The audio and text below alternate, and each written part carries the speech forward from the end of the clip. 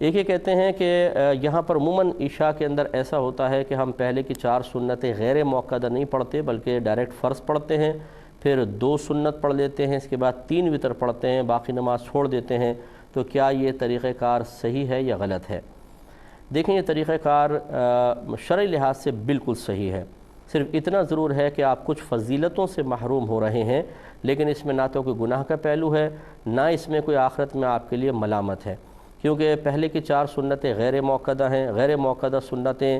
پڑھنا باعث ثواب ہوتا ہے، ان کا ترک شریعت نے ناپسند ضرور کیا ہے، لیکن یہ ناپسندیدگی اس حد تک نہیں ہوتی کہ کرنے والا یا مرتکب گناہگار قرار پائے یا قابل ملامت ہو۔ اسی لیے آقا نعمت امام اہل سنت رحمۃ اللہ علیہ لکھتے ہیں کہ کوئی سنت موقدہ کے ترک کا عادی بھی بن جائے تو وہ گناہگار نہیں ہوگا،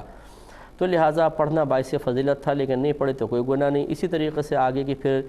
4 نوافل 2 کر کے جو مزید اس میں عشاء میں ہیں، وہ بھی اگر کوئی چھوڑ دیتا ہے تو یہ 8 رکعتیں چھوڑنے پر، جب سنت غیر موقدہ کے ترک پر کوئی گرفت نہیں ہے تو نوافل تو اس سے بھی کم درجہ رکھتے ہیں، تو بالکل ایسا کر سکتا ہے۔ اور میں اکثر بھائی بہنوں کو مشورہ دیتا ہوں کہ جیسے بعض اوقات ہمارے بچے ہوتے ہیں، وہ بسا اوقات عشاء کی 17 رکعتیں پڑھنے میں سستی سی محسوس کرتے ہیں،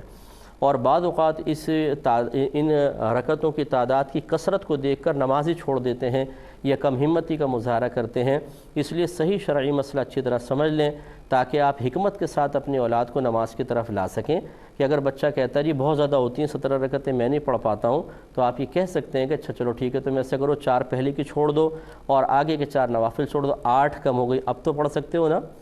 اسی طریقے سے ہماری جو بہنیں ہیں بعض اوقات سارا دن کام کر کے تھک جاتی ہیں، تو پھر وہ کہتی ہیں 17 رکعتیں ہم سے نہیں پڑھی جاتی ہیں، بہت مشکل ہے،